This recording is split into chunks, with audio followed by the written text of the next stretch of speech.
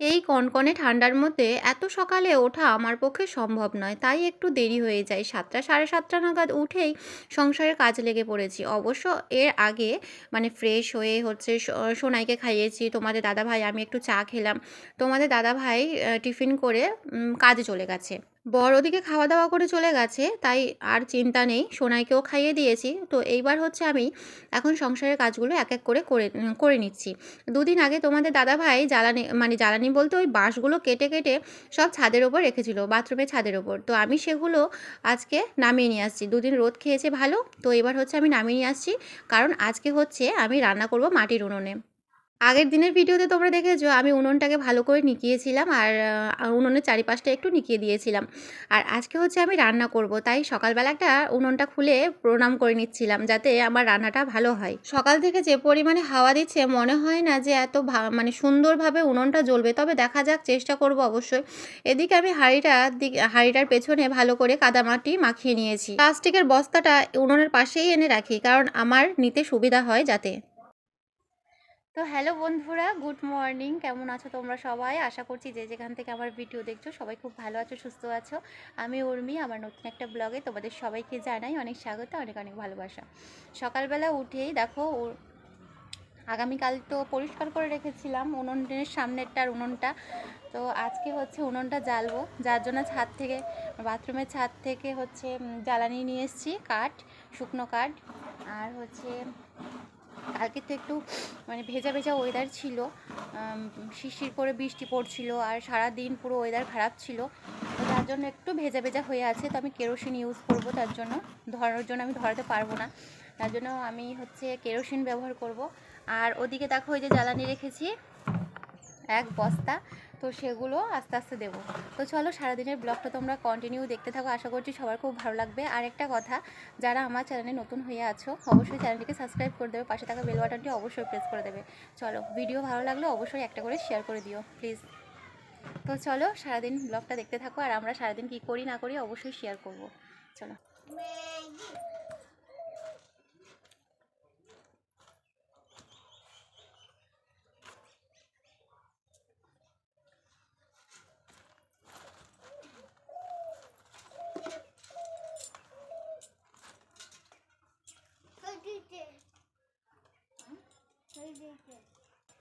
ভাত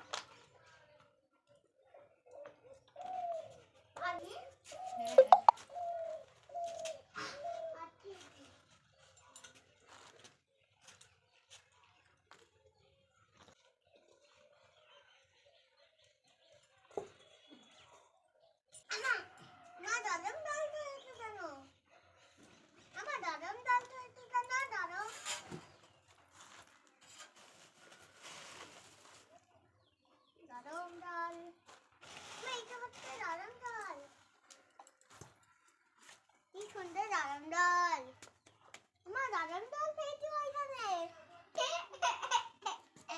দারুন ডাল, দারুন ডাল,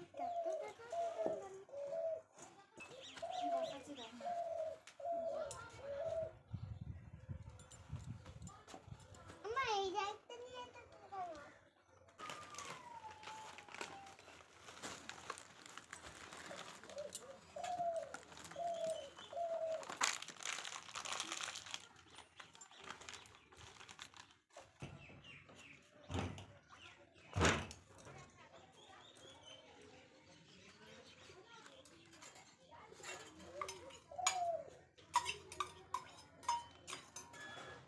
ওই জায়গাটা দেখে দিয়েছি, এই জায়গাটা দেখেছি।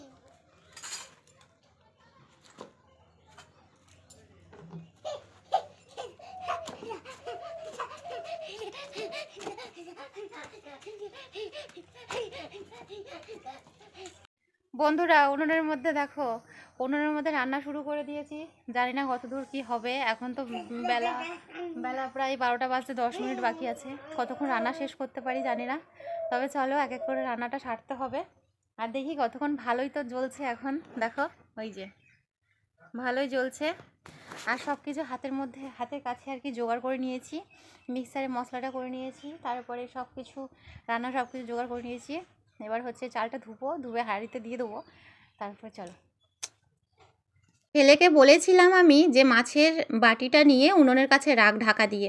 ও কি করেছে, মাছটা আলগা করে রেখে দিয়েছে ওইভাবে। আমি ছুটে এসে আগে তুললাম, নয়তো দেখো কাক বা বিড়াল এসেই নিয়ে চলে যাবে। চোখের পলক পড়তে দেয় না জানো তো। আর বিড়ালের তো পায়ের আওয়াজ পাওয়া যায় না, এমনভাবে আসে। আগে সোনাইয়ের দুধগুলো ওইভাবেই খেয়ে নিত। দুধের হাঁড়িতে চাপা দিয়ে রাখতাম, তাও কি করে মানে একটু যদি দরজাটা ফাঁকা পেত না, ঢুকে পড়তো। আর খেয়ে কখন চলে যেত। শুধু বেরোনোর সময় দেখতাম, ঢোকার সময় দেখতাম না বিড়ালগুলোকে। প্রায় ১ বছর পরে আমি এই উনুনটাকে ভালো করে নিকিয়ে বের করলাম। আজ প্রথমবার রান্না করছি নিজের হাতে। মাঝে জানো তো খুব ইচ্ছে করে যে এইভাবে মাটির উনুনে বসে রান্না করি, বেশ সুন্দর লাগে জানো তো। কিন্তু বাইরে যে এতটা হাওয়া দিচ্ছে না, দেখতেই পাচ্ছ ধোঁয়াগুলো কেমনভাবে যাচ্ছে। আর আমার মুখের দিকেও যাচ্ছিল, কিন্তু চোখ থেকে জল পড়ছিল মাঝে কিন্তু কি করব, রান্নাটা তো আমাকে সারতে হবে। তোমাদের দাদাভাই বলছিল শুধু ভাতটাই করে নিও। তো ভাতটা আমি ভেবেছি লাস্টেই বসাবো, আগে তরকারিগুলো করে নিই, তারপরে ভাতটা শেষের দিকে একদম বসিয়ে দেবো। এদিকে দেখো কথা বলতে ডালটা আমার সেদ্ধ হয়ে গেছে। এইবার এক করে বেগুন, মাছ এগুলো সব ভেজে নেবো। আজ আমি প্রথমবার মাটির উনুনে বসে রান্না করছি, তাও আবার উঠোনে, চালা ছাড়াই। অনেকের আছে চালার মতন ঘর করা আছে, তার মধ্যে রান্না করে, বেশ ভালো লাগে। কিন্তু আমার তো চালা টালা নেই, তাই আমি উঠোনের মধ্যেই ফাঁকা উঠোনের মধ্যে বসেই রান্না করলাম। আমার না খুব ভালো লাগে গ্রামের পরিবেশ জানো তো। গ্রামের পরিবেশ একটু অন্যরকম হয় শহরের তুলনায়। গ্রামে আছি আমরা ৬ বছর কাটিয়ে দিলাম গ্রামেই। তো গ্রামের পরিবেশটাকে এতটা আপন করে নিয়েছি, মানে বলার মতো নয়। গ্রামের দিকটা আমার খুব ভালো লাগে এখন জানো তো। এখনও হয়তো অনেক কিছু শেখার আছে, তবে আস্তে ধীরে সব কিছুই শিখে যাব। আজকে আমি জানো তো ভয়ে রান্না করছি। কারণ এদিকে এতটা বাতাস দিচ্ছে, তার মধ্যে টাইমের মধ্যে রান্নাটা হবে কি করে বা হবে কি না সেটাই আমি ভাবছি। তবে হ্যাঁ, যেহেতু আমি পরে ভয়েস ওভার করছি, তার জন্য বলে দিই যে রান্নাটা আমার ঠিক টাইমেই হয়ে গেছিলো। সোনাইকে তারপরে স্নান টান করিয়ে খাইয়ে দাইয়ে দিয়েছিলাম। তারপর তোমাদের দাদাভাই এসে খাওয়া দাওয়া করে আবার চলে গিয়েছিল। যাই হোক, আজকে কি রান্না হচ্ছে তোমাদেরকে বলে দিই। আজ হচ্ছে বেগুন ভাজা, আজ হচ্ছে ডাল, তারপরে হচ্ছে মাছের ঝোল, আলু সেদ্ধ। এটাই হচ্ছে আজকেকার মেনু। এদিকে উনুনটা কিন্তু ভালোই বেশ জ্বলছে আমার। চলো এক করে রান্নাটা সেরে ফেলি আমি। আজ নিজেকে দেখে খুব অবাক লাগে জানো তো, কি ছিলাম আর কি হলাম।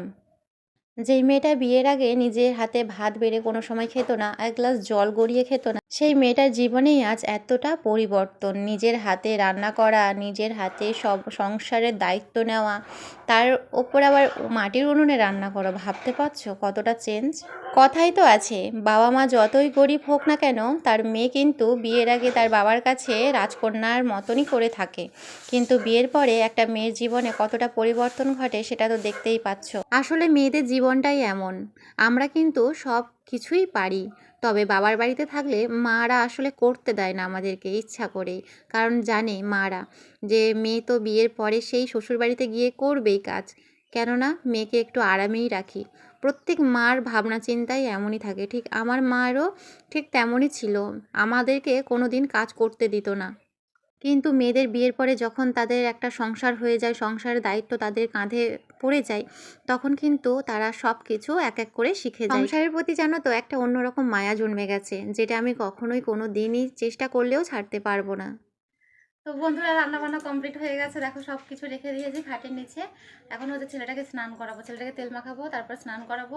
মাটির উনুনটা একটু ঠান্ডা হলে নিকিয়ে দেবো, হাঁড়িটাড়ি মেজে নেবো। কড়াইটা মেজে নিয়েছি, হাতগুলো দেখো অবস্থা খারাপ হয়ে গেছে। হাতগুলো এখন থেকে কালি হয়ে গেছে, হাত ফাটবে প্রচুর। তো চলো